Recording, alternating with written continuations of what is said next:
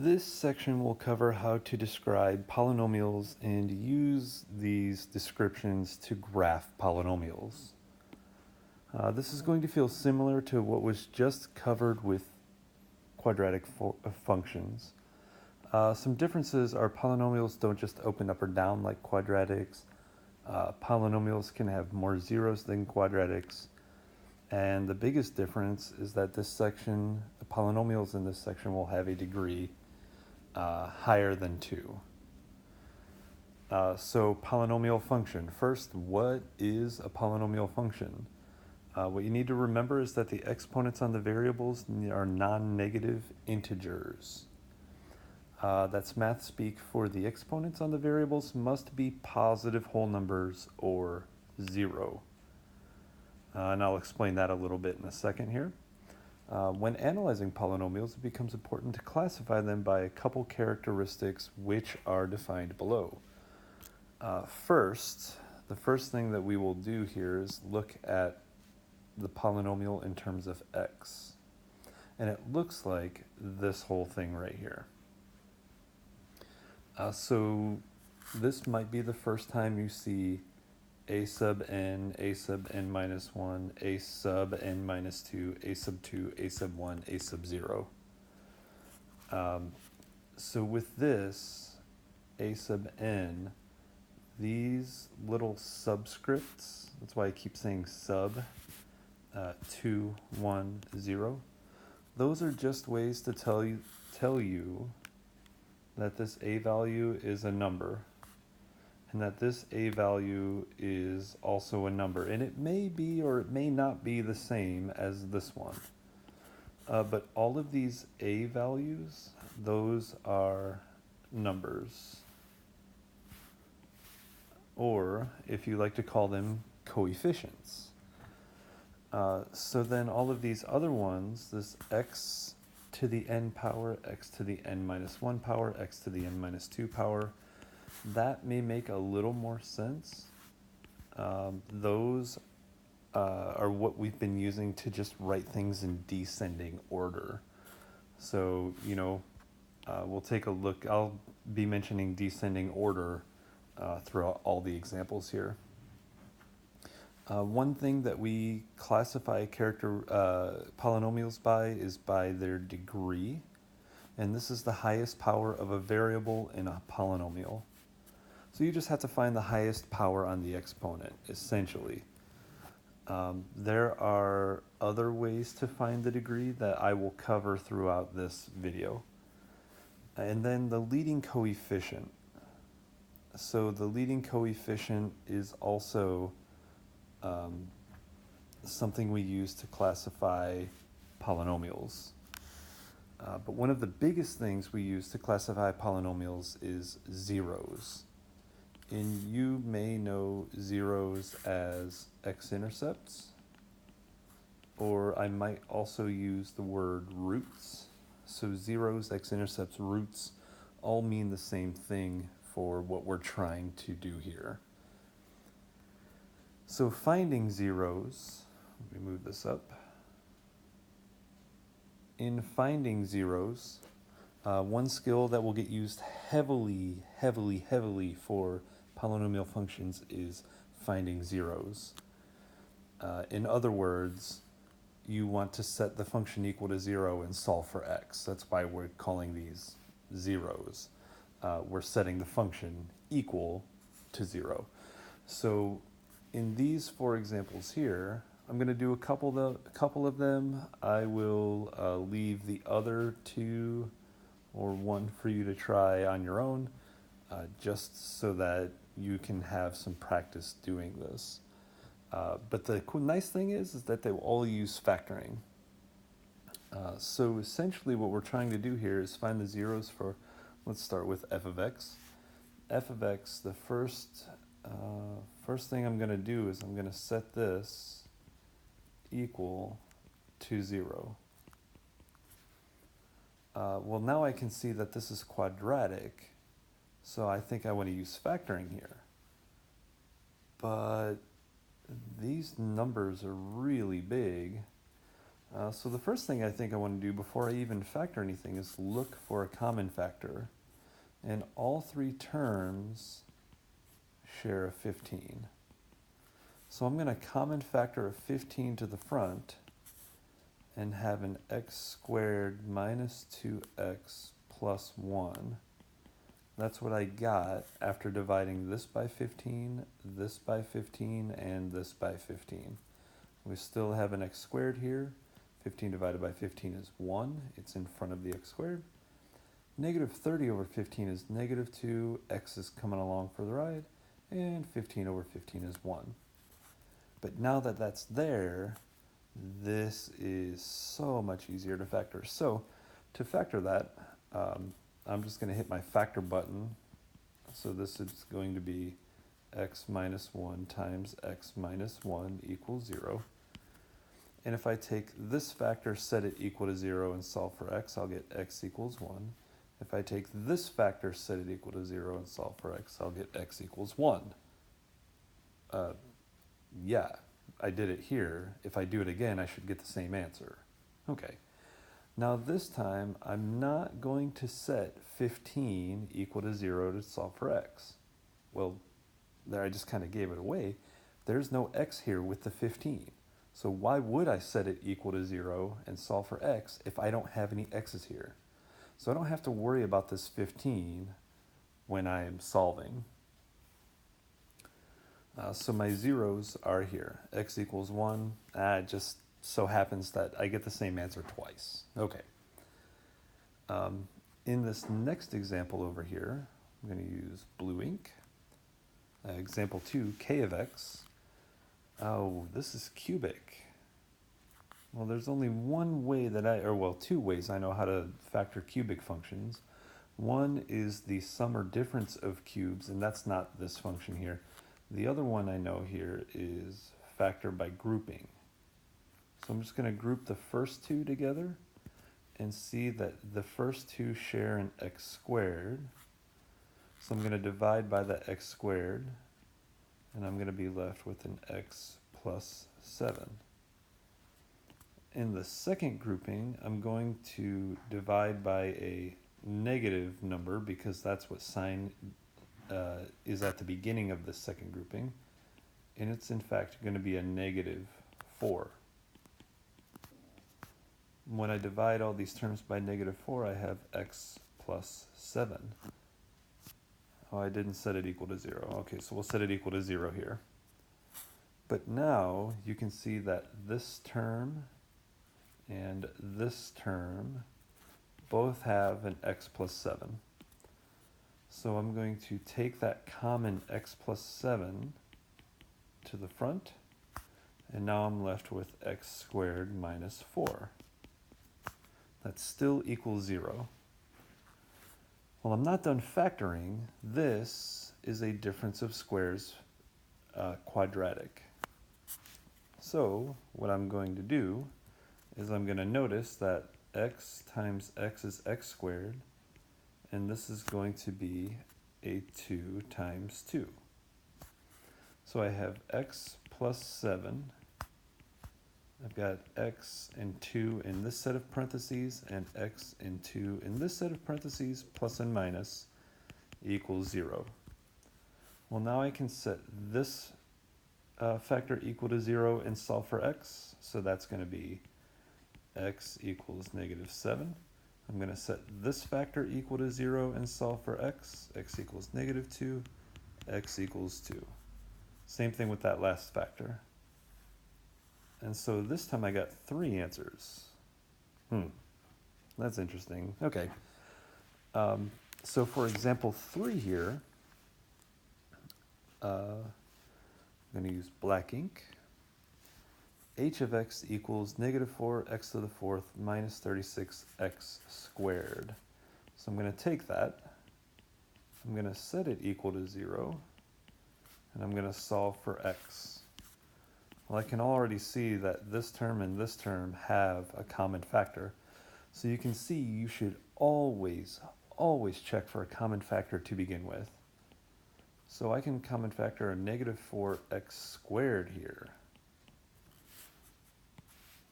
And I'm using a negative because the first term I'm common factoring from is negative. So when I kick that out to the front, it's going to be negative 4x squared. And left over, I'm going to have x squared plus 9 equals 0. Well, this one's really sneaky. We can use the square root property here. We cannot use factoring because this is not a difference of squares. This is a sum of squares. So we cannot use factoring here. We can still find the zeros, but they're going to be imaginary. And that's okay. It doesn't say find the real zeros. It just says find the zeros, all the zeros. So first let's take care of this one because we have negative 4x squared. Oh wow, when I say that whole thing, negative 4x squared, take this, set it equal to 0, and solve for x. Oh, yeah, so the difference you see here is that x was part of the common factor. Up here in example 1, it was only a number, so we didn't worry about it. But this has an x, so we need to worry about that. So negative 4x squared equals 0. That just means x equals 0. Okay? So with this other one, we have x squared plus 9 equals 0. And if you subtract 9, you get x squared equals negative 9. And if you square root both sides, you'll get x equals plus or minus 3i. So we have these weird imaginary zeros coming back. And lastly, we have this function over here, g of x, in example 4. And what's super nice about this one is that it has already been factored. There's nothing to factor here. So we can just start setting each factor equal to 0 and solving for x. So x minus 3 equals 0. That tells me x equals 3. Let's see here. We have x plus 2 equals 0. That tells me x equals negative 2, right? Just subtract 2 from both sides. And this last one, 3x minus 5 equals 0. Okay, so a little bit of work here. Add 5 to both sides and divide by 3. Okay, there we go. X equals 5 over 3. All right, well, that wasn't so bad. We found all the zeros here. So what about these zeros? One thing you may have noticed is that zeros can repeat. Sometimes it's more obvious to see than others. So to look at this, we're going to look at example 1, 3, and 4. Okay? So in example 1, it was pretty obvious to see, right? When you factor this, you see x minus 1, there's a 1, x minus 1 in this factor, x equals 1. This got repeated. Say repeated. There we go. Over here in example 2, there were no repeats. But in example 3, there was a repeat. Where was that repetition, right? We have plus and minus 3i, so it wasn't here. It must have been 0. But why is 0 repeated? Well, when you look at x squared, that's really x times x. This is 2 different x factors being multiplied. So we set each one equal to 0. Now it's a little easier to see that there is going to be a repeat here. Right? Each of the x's gets set equal to 0, and when you solve for x both times, you get x equals 0. But over here, we just did it once. Right? But really, because it's being squared, it gets repeated 1, 2 times. And it's that idea that leads us over into this function, right? X equals 3 is a 0, but it happens 3 times right up here in the exponent. X equals -2 is a 0, but it only happens 1 time. There's the exponent. X equals 5/3 is a 0, but it happens 4 times. Because writing out 3x minus 5 to the 4th power, that's like this. So instead of writing the factor out 4 times and solving the same thing 4 times, we just solve it once and say, hey, look over here. This exponent says this 0 happens 4 times. Hey, instead of writing x minus 3 out 3 times and solving each one the same way 3 times, we just do it once and say, hey, x equals 3 happens 3 times. And it's the same thing over here. Instead of writing x equals 0 and x equals 0, we just solve it once and say, hey, x equals 0 happens 2 times. So we can have these repetitive zeros. What's that all about? Well, let's take a look at that on the next page. The multiplicity of a 0 is how many times that 0 appears as an answer. Let's take a look at the multiplicities of the previous 4 examples. From this, we will create a ZM chart.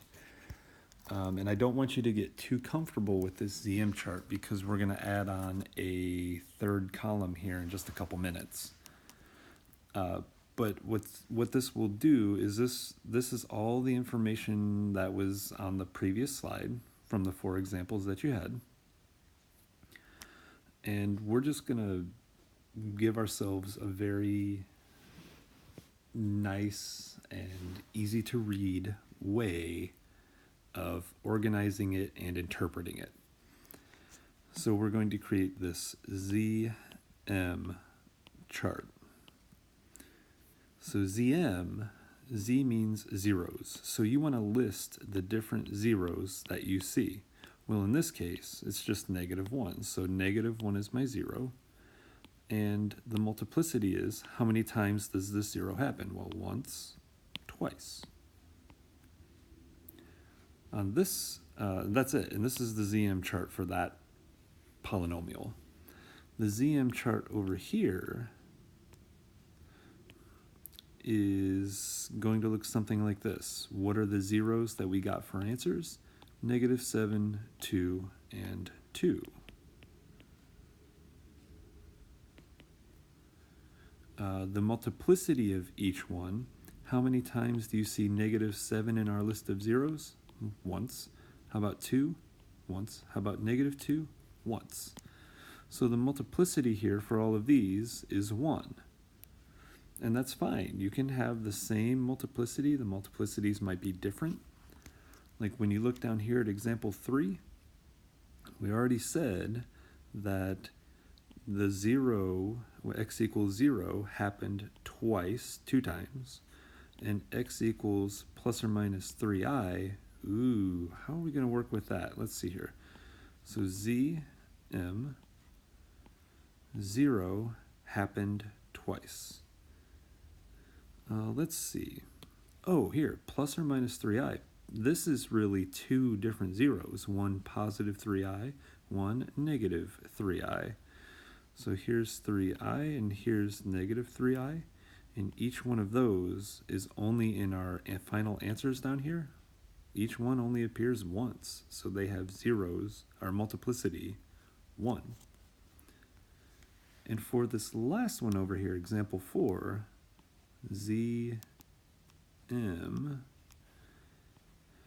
the zeros in the list, you can see I've almost already set it up for you. The zeros in the list are 3, -2, and 5/3.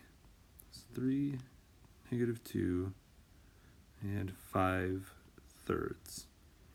And the multiplicity of each one is how many times those zeros happen. Well, it's going to be 3 for the 0, 3. It's going to be 1 for the 0, -2, and it's going to be 4 times for the 0, 5/3. And that's it. So this is the ZM chart for both of these. So what does that mean? What about the multiplicities? How does that help us?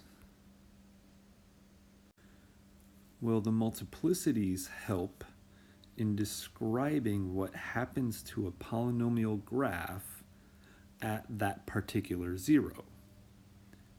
So it turns out, this is what we call x-intercept behavior or zero behavior. There are 2 choices of behavior at an x-intercept. Bounce, otherwise known as touch and turn around or tangent, or cross. So you can use bounce or cross. So here's how you can tell if a graph will have zeros that touch or cross. 1, a graph will cross over the x-axis if the multiplicity is odd, and 2, a graph will touch the x-axis if a multiplicity is even. So you may have noticed that I like to use this touch, bounce, or tangent. All of those are fair game. But I think you will see touch pretty frequently. So with this new information, we will add a 3rd column to the ZM charts above. It will be B for behavior. So now and forevermore, it will be referred to as a ZMB chart, and that's zero multiplicity behavior. This chart will summarize what the zeros of each polynomial are, how many times each 0 happens, and whether the graph will cross or touch the x-axis. So let's go back up and start classifying these as ZMB. So let's add a 3rd column to each of these. So I'm going to put the behavior here. If the multiplicity, if the 0 has an even multiplicity, it will touch the x-axis. It won't cross, it will touch. So I'm going to use T for touch and C for cross. All right, so in this ZM chart,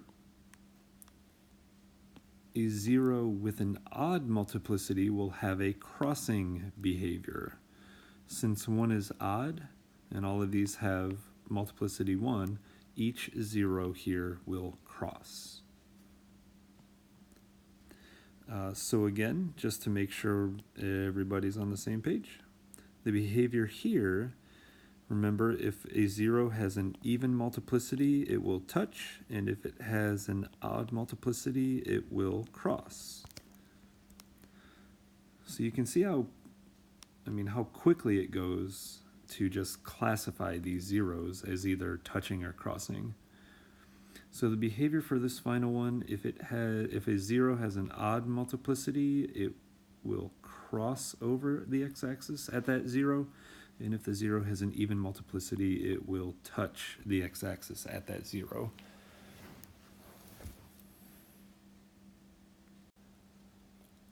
So there's been all this teaching about why zeros are important and how they help us with the graph, and that's fine. But I mentioned earlier, we talked about degrees and leading coefficients. This is also a very special way or special characteristics that help us classify polynomials. So why are degrees and leading coefficients important for polynomials? Well, in this section, the degree and leading coefficient of the polynomial will be the focus. These were defined at the beginning of the notes. So being able to find the degree and leading coefficient will help determine whether the graph will rise or fall on the left and right sides. This is similar to determining whether a parabola opens up or down. But what's weird about polynomials is that one side can open up and the other side can open down. Or the left side can open up and the right side can open down. It's a whole new mix of things, mix of behaviors. So what I first want to do for this is to have you guys find the zeros, multiplicities, and behaviors. I know it just says zeros, multiplicities here, but find the zeros, multiplicities, and the behavior, the ZMB, for each of the following two functions. And before I go too much further in letting you guys do this, there is something funny about this first example, and that is this polynomial in here hasn't been factored completely, and the same with this. And I want to make sure that you guys get a chance to be successful with these. So I wanted to say that this f of x can be rewritten as, if you factor x squared minus 25, you'll get x plus 5 and x minus 5. And that's fine, but this original quadratic expression here is being raised to the fourth power. So each of these will also be raised to the fourth power. Now for this next one, this quadratic one, I'm going to do it in blue here. That factors to x minus 4 times x plus 1. But since the original quadratic in this set of parentheses was raised to the fifth power, each of these factors is raised to the fifth power. And lastly, this one, there's nothing to factor, so that's just x plus 5 cubed. Now in example 2, there's something a little bit cheeky about this. You'll want to switch these terms. It's always important to make sure you have them in descending order before you start trying to factor and solve. So now I will give you an opportunity to go from here to create your ZMB charts.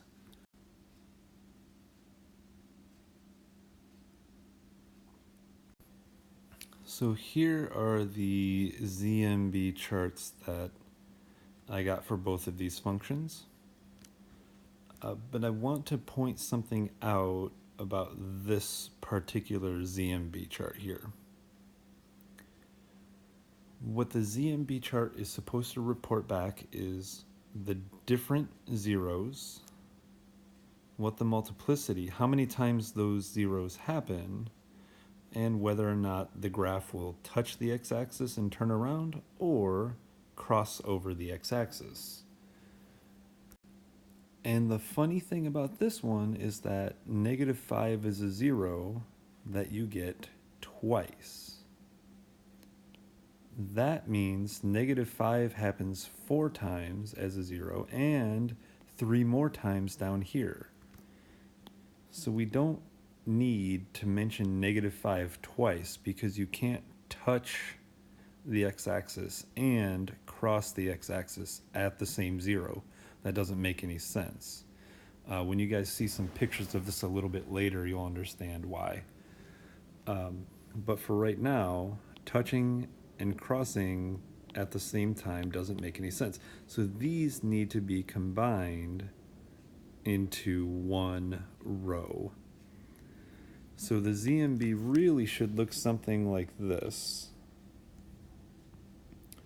Well, if it happens 4 times and 3 more times, that zero happens 7 times, and that will be a crossing zero.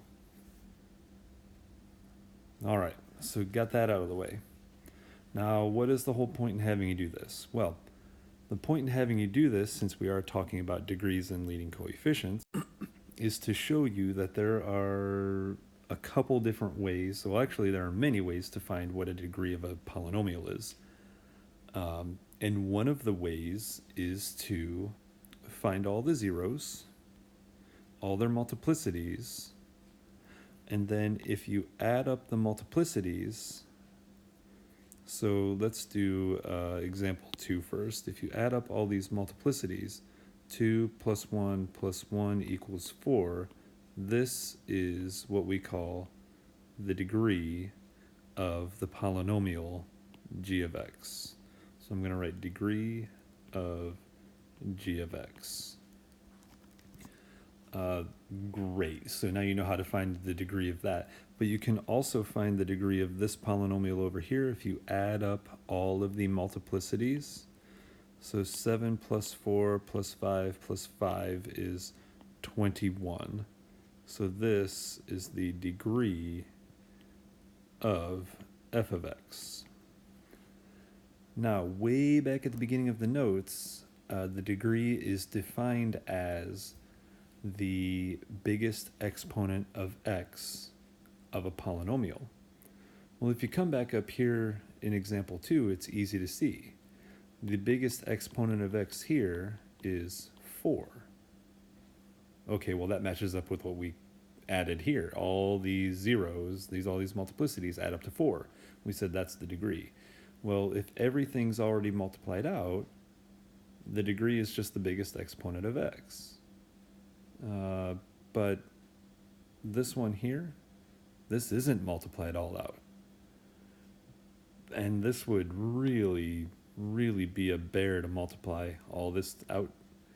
But if you did multiply all this out, the highest exponent on x would be 21.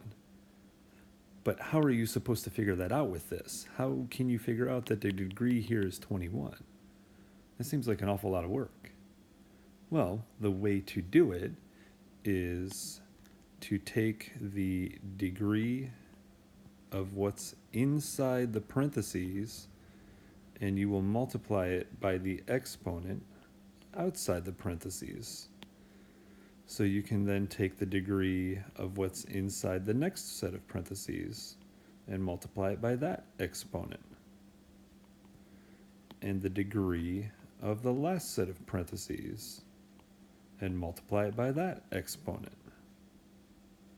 So let's see what happens when we do that. The degree in this set of parentheses is 2. That's the highest exponent of x in here. 2 times the exponent outside, 4. 2 times 4 is 8. So that's going to give me an 8 here.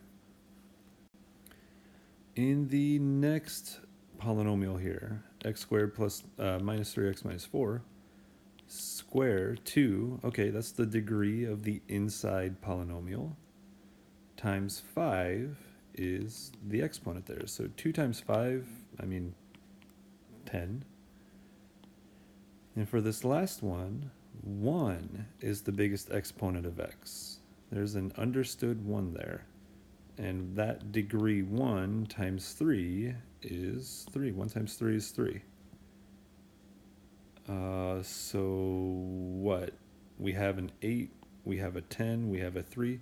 Oh, so if you multiply the degree by the exponent for each set of parentheses and then add them together, you're going to get the degree of the entire function. Okay, so that's a lot of information. So let me say it again. If the function is already factored out, you take the degree inside of each one and multiply by the exponent of each one and add them all together. Boom, degree.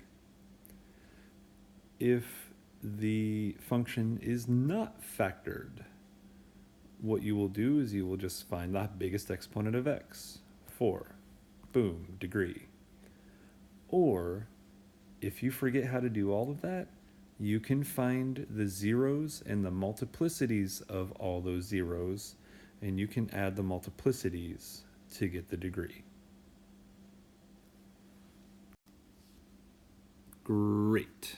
Okay, so we've talked about the degrees, but if you have forgotten, this section is called Why are degrees and leading coefficients important for polynomials? So I have not mentioned one thing about the leading coefficients.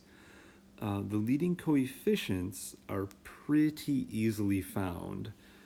So the leading coefficient, if you have a polynomial that's factored like this, the leading coefficient is just that number in front of all the factors. So in this case, it's going to be a -1. and I'm going to abbreviate. There's LC. LC is -1. Pretty easy. Like if you go back and look at example 4 from the previous page, the leading coefficient for that particular example is -2 because that's the number in front. Now, if you have a polynomial that isn't factored, or I'm going to say standard form polynomial, just a bunch of terms being added or subtracted, as long as it's in descending order, right, 4, 3, 2, if it's in descending order, the very first number is the leading coefficient. So that's the leading coefficient here. The leading coefficient is 3 for this one. The leading coefficient for this one is -1. So there, we have some base knowledge in finding a degree, some base knowledge in finding a leading coefficient. Why are these important? Well, down here, the leading coefficient and the degree together help us find what we call the end behavior of a polynomial. And this makes a little sense as far as quadratics are concerned.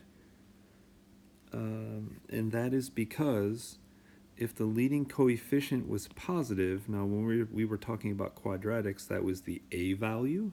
If the a value was positive and even degree, let's see, quadratic, the biggest exponent on x is 2, then you guys know it was opening up. Something like this, right?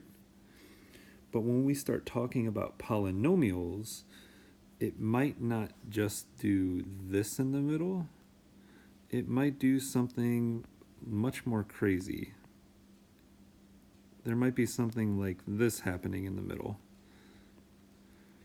So we can't just generalize that it's going to look like a parabola, but way over here, we know it will rise to the left and it will rise to the right. So we're going to write this as rise left and rise right. And that's what happens if you have a positive leading coefficient and an even degree. So if you have a negative leading coefficient and an even degree, right? Like if you think of like a parabola, even degree, that would be something that opens down. So this would be falling left, falling right. So fall left and fall right.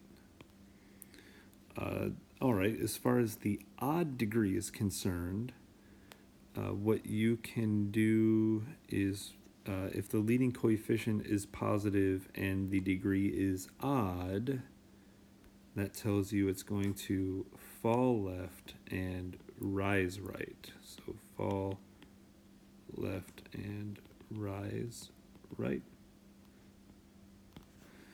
And of course, if it's negative leading coefficient and an odd degree, the only combination we haven't done here is rise left. Rise left and fall right. Okay, so how are you supposed to keep all of this information straight in your head? Well, when you are trying to figure out what the end behavior looks like, you'll always want to start with the leading coefficient, whether it's positive or negative. So do this first. And why do you want to do this first? Because this will always tell you the right side. The leading coefficient will tell you what's happening on the right side. If it's positive, the right side is going to go up. If it's negative, the right side is going to go down. Cool. That's nice. And then So that leaves the degree, right? We're using the leading coefficient to tell what happens on the right side. If it's positive, it goes up. If it's negative, it goes down. Now, how do we figure out the left side? Well, an even degree, right? If you keep things even, you try to keep them the same between everybody. So even the same thing will happen. So that will go up and this will go down. So if the right side is going up, the left side will go up. If the right side is going down, the left side will go down. Pretty easy. You keep it even on both sides. You keep it the same. If you're doing an odd degree, you can use a little alliteration and think odd is opposite. So if you're odd and the right side is going up, well, the left side will go down. If you're odd degree and the right side is going down, then the left side will go up. That's the best way I can organize those ideas. All right, on this slide and the next one, there's just going to be a lot of practice with graphing polynomials. So you can see, example 1, you're asked to sketch a graph of the following polynomial by finding the end behavior and ZMB chart and the y-intercept. Now the y-intercept isn't anything that I talked about in the previous lesson. It's the same way you find a y-intercept for a quadratic function. And so I'm going to do that first here, just really quickly to review. A y-intercept, you'll find f of 0, which in this case is 0 cubed plus 2 times 0 squared. This is supposed to be x squared here. Minus 0 minus 2. So this is 0, this is 0, this is 0. All of those are 0. 0 minus 2 is negative 2. So the y-intercept will be an ordered pair. So it'll be 0 for x and negative 2 for y. So this is how you find the y-intercept for any function. You find f of 0, or in example 2, you would find g of 0. Essentially, all that means is that you substitute 0 in for all the x values, and you report back the y value. So there's that. With this polynomial here, the next thing I'm going to do is find ZMB. And so to find ZMB, I'm going to take the functional part here, x cubed plus 2x squared minus x minus 2. I'm going to set that equal to 0 and solve for x. Well, hopefully you remember from just a few minutes ago that this will be factored by grouping. And I can take an x squared out of the first set and a negative 1 out of the second set. So I get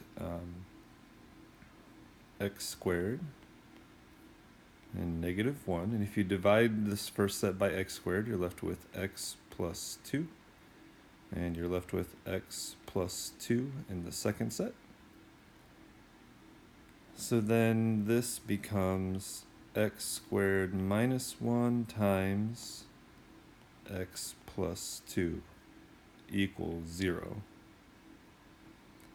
But then one thing you have to be wary about is that if you have something left over that's quadratic, you have to check to see that it factors. So this one does, so we're left with x plus 1, x minus 1 times x plus 2 equals 0. And then if you set each of these factors equal to 0, solve for x, you get x equals negative 1, x equals positive 1, and x equals negative 2. So from here, we can go ahead and start creating the ZMB table. So these zeros are -1, 1, and -2. The multiplicity of each of these zeros only happens once, which means they're all going to share the same behavior because all of the multiplicities are odd. If you have an odd multiplicity, the graph will cross at that particular x-axis. Now the very last thing, if you go back up and look at the function, all of the terms are listed in descending order. So we just have to look at the sign for the very first term. And if you look at the sign of the leading coefficient, it is positive. And if you add up all of the multiplicities, you get a degree of 3, which is odd. So this is what's going to help us with the end behavior. So let's put all this stuff together. The x-intercepts are what I'm going to want to graph first.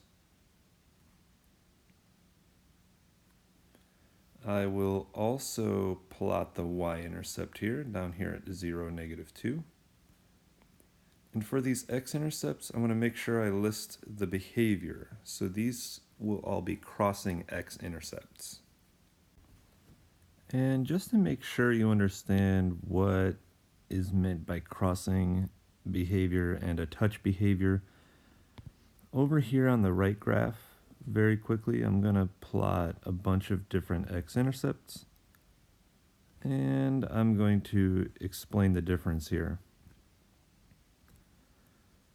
So let's see, I'm going to do something like this.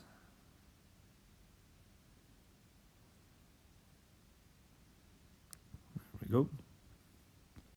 So here's the graph of some polynomial. And what I'm going to do now is just describe how to tell whether a zero is crossing or touching the x-axis. So as a graph moves from left to right, I'm going to start all the way over here at the left. So as a graph moves left to right, you are trying to keep track of whether the graph is above or below the x-axis. So as we're traveling to the right on this graph, the graph starts out below the x-axis. But at this particular x-intercept, what happens? Does the graph stay below the x-axis, or does it cross the x-axis to be above? Well, it looks like this graph is now above the x-axis. So if the graph changes sides of the x-axis, so below, above, that's a change, that will be a crossing behavior. So keep traveling here, and the graph is above the x-axis as it hits this x-intercept. And then if the graph keeps traveling to the right, it is now below. So it changed sides. So this is a crossing behavior. Now with this x-intercept here, the graph is below the x-axis. The graph has to touch the x-axis at the 0, and then it stays below the x-axis. This time, the graph did not change sides of the x-axis. It started below, it stayed below. This is a touch and turn around behavior. So I think I'm going to pause for a few seconds just to see if you guys can get these last three, just so you understand what crossing behavior and what a touch and turn around behavior look like.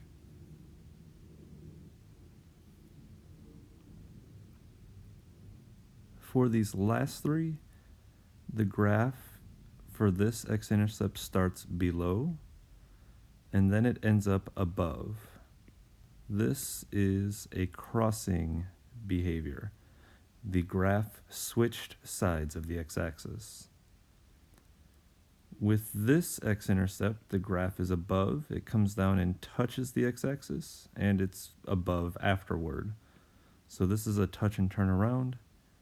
And finally, this last zero, from the left to the right, this graph is above and ends up below the x-axis. So this is another crossing behavior. So now we've got to figure out what the heck is going on over here with this one.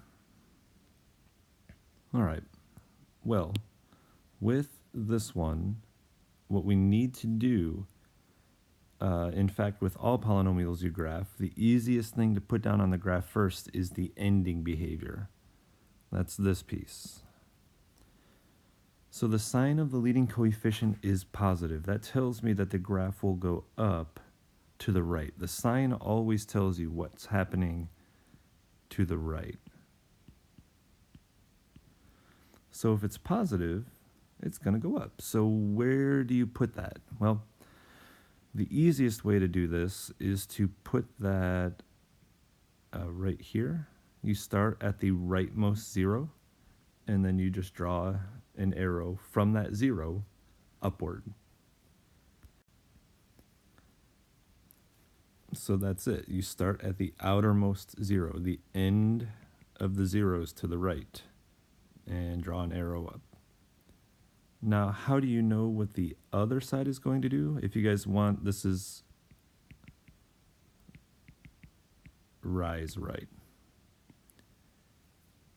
So how do you figure out what's happening on this other side? Is it going to go up? Is it going to go down? Well, that's what the degree is for. So the degree here is 3, which is odd. Odd means the left side will do the opposite. So the right side is going up, rising. The left side will fall. So you start at the leftmost zero, and you're going to draw a line down. So this will be fall left. So there's the end behavior. Check. We have that already. The next part that we need to do is make sure we get the x-intercept behavior correct. So cross, cross, cross. So using what was just learned over here with this particular example, what needs to happen is, and I just go left to right, so I'm going to start here on this leftmost zero, and this is a crossing behavior. So going left to right, I'm traveling up this graph, and I need to cross the x-axis. So go from below to above the x-axis. Now I can't go too high because the very next zero is right here, and I know my graph has to go back down to this zero. So I'm going to just have to curl this graph right back down here to this zero. And oh, this is another crossing zero. So as I'm going left to right, my graph is above the x-axis, and if I have to cross, that means I'm going to end up below the x-axis. And then I have to come way down here and touch the y-intercept, and then travel back up to that zero. So you can see as I'm traveling back up to this zero, I'm below the x-axis, and afterward I'm above the x-axis. That's a crossing behavior. That's how we listed it right at the beginning. So one more piece of information for graphing these polynomials. You will want to connect the dots from left to right. And it has to be left to right. So you're not allowed to connect this dot with this one. That's not what I wanted. This dot with this one, with this one, with this one, and have it be end behavior. You have to go left to right. So that's why I connected the leftmost dot to this one. This was the next one to the right. This was the next one to the right. This was the next one to the right. And then forever. So it looks like everything matches up. We have 3 crossing zeros. We see 3 crossing behaviors. We were able to come down here and cross through the y-intercept. This is a sketch of the original polynomial. So now I will give everybody at home a chance to try this one. This one is g of x equals negative 4x to the fourth plus 16x squared. I'm going to give you a small hint in that the GCF here should be negative x squared.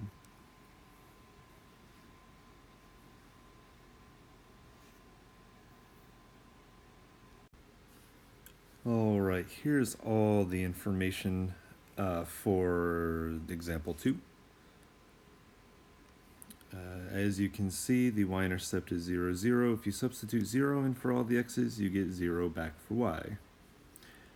If you common factor the negative x squared, you're left with a negative x squared, but inside you have x squared minus 16, which is easy enough to factor by difference of squares. And if you set each variable factor equal to 0 and solve for the variable, x equals 0, x equals negative 4, and x equals positive 4. So the z and b is down here, and you may notice that the 0 has a multiplicity 2. And that's because of this exponent 2 right here on this x. The other two have multiplicities 1 because there's a 1 outside of this exponent, this set of parentheses, and a 1 outside of this set of parentheses.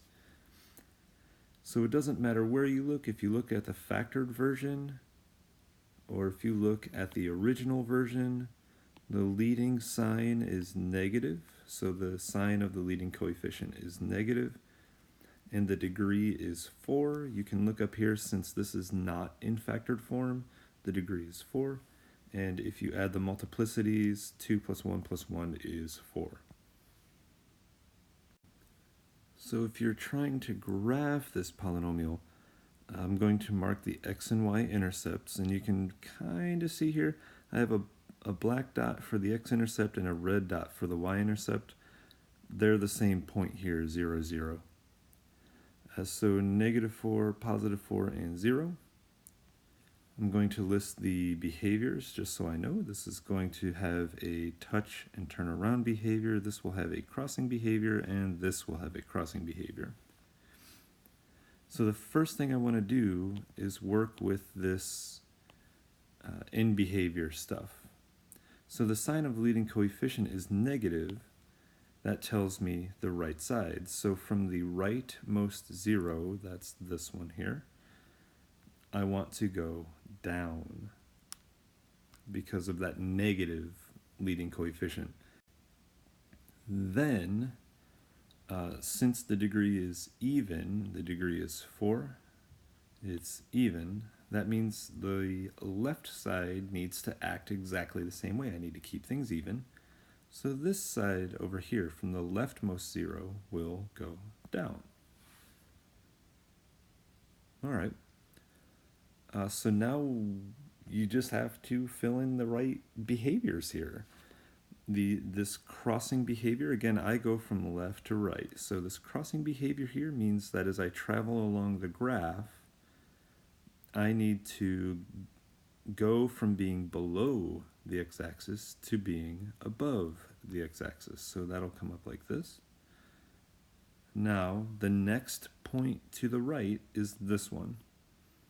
That means I have to make my graph come back down here and get to that point right there. So here we go. I'm just going to draw it back down. And at this particular point, I know the graph has to touch the x-axis and turn around. So as I'm traveling left to right along this graph, it's above, it's above, it's above, it's above, it's above. When I get to a touching x-intercept, it's going to stay above, above, above afterward. So it's going to look something like this. Oh, but here's the next point to the right. I have to make sure my graph goes back down and gets to that x-intercept. And then from there, it goes from being above the x-axis to being below the x-axis. That's a crossing behavior. Okay, that's it. There's the graph.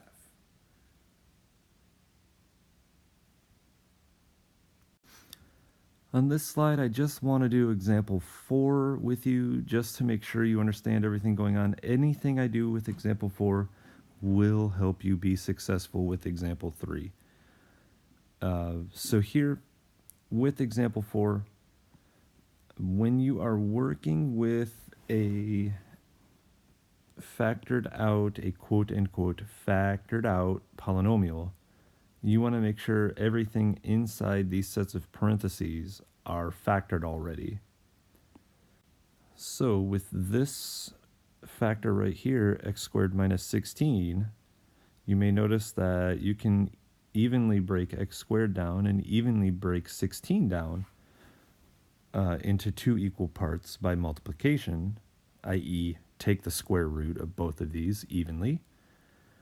So this isn't completely factored. So we need to factor this out all the way before we can start doing anything else. So let's do x plus 4 times x minus 4.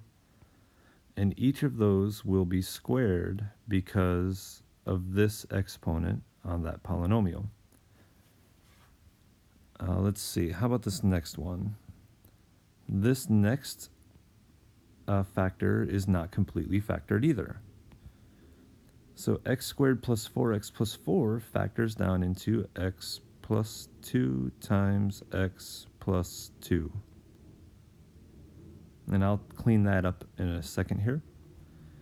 But this last one over here, x squared minus 1, that's not completely factored either.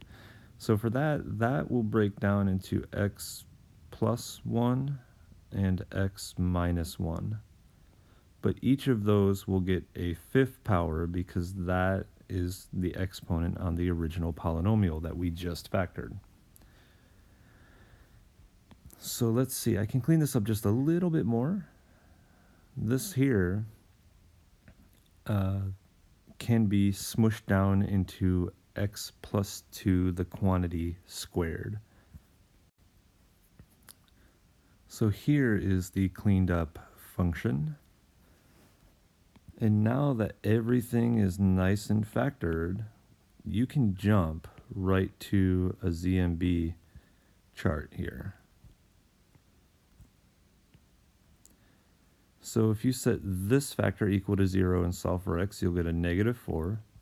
The multiplicity of that is 2, which means it's a touch and turn around behavior. This next one, x minus 4, if you set that equal to 0 and solve for x, you'll get 4. And that has a multiplicity 2, which means it has a touch and turn around behavior.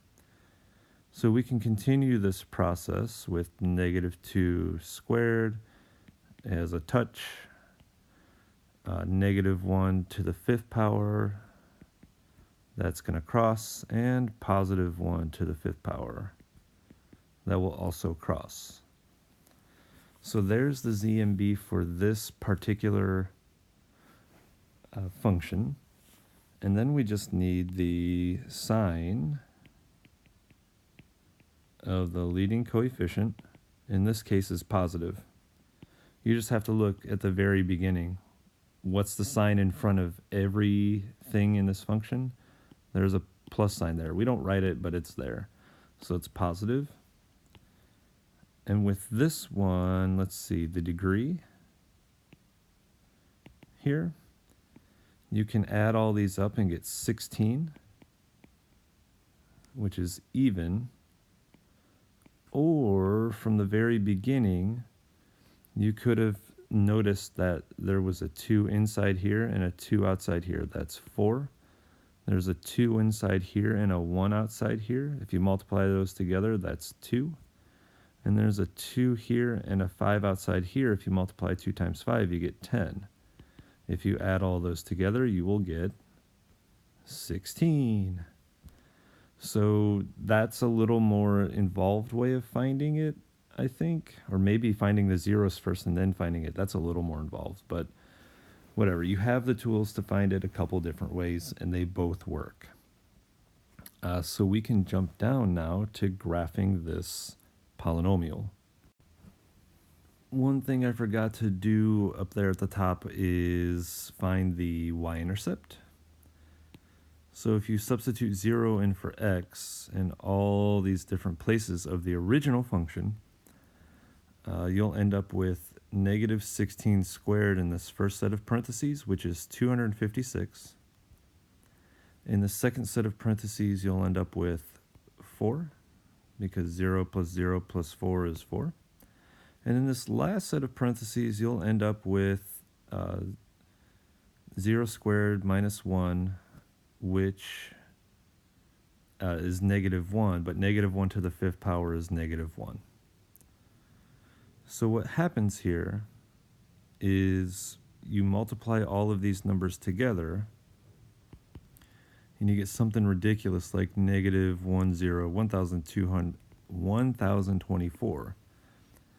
And you can take a look at your graph, and there is no 1024. It tops out at 10, and it bottoms out at negative 10. So if you ever come across something like this, where the y-intercept is not on the graph, you'll just either go above if it's bigger than 10, or below if it's less than 10, something like right there. It doesn't have to be to scale. And then label that as being 0, negative 1024. So there's the y-intercept for this graph. The next piece of this graph is the end behavior. And since the degree was even, well, let's start with the sign. Since the sign was positive, we have to go to the rightmost 0, the 0 all the way to the right. And it's positive, so it will be going up from there. And since the degree is even, the left side will be doing the same thing. So go all the way to the left and draw an arrow up. So if you're keeping track, this is rise right and rise left. From there, we just have to follow the behaviors of the zeros. So going left to right. So here's my leftmost 0 right here. It has a touch behavior, so I have to touch it and turn around. But I can't go too far up because I have to come back down to this next x-intercept. That's the next point to the right. So I have to come, let's see, touching behavior means you are above the x-axis as you come into that 0. That means you are above the x-axis as you leave the 0. But I can't go too high up here. I just have to stop right about there because the next point to the right is this 0. So I've got to come back down and connect to that 0. Now that is a crossing 0, which means as I'm going left, the graph is above the x-axis, and as I touch that 0, I have to cross over the x-axis. But then way down here is the next point to the right. If I'm traveling left to right, this point is to the left of this one. So I've got to come down here and get to this point first. Then I've got to come way back up here because this is the next point on the graph to the right. So I'm going to do that. There we go. So this is a crossing behavior, which means I was below the x-axis and now I'm above the x-axis. And I have to come back over here to that 0, and that's a touching behavior, so it is above the x-axis and it will stay above the x-axis. So here's what a sketch of this graph looks like. I will put a sketch of what this graph looks like here, just so you have something to shoot for with this last example. Here is a sketch of what the other polynomial looks like. Good luck.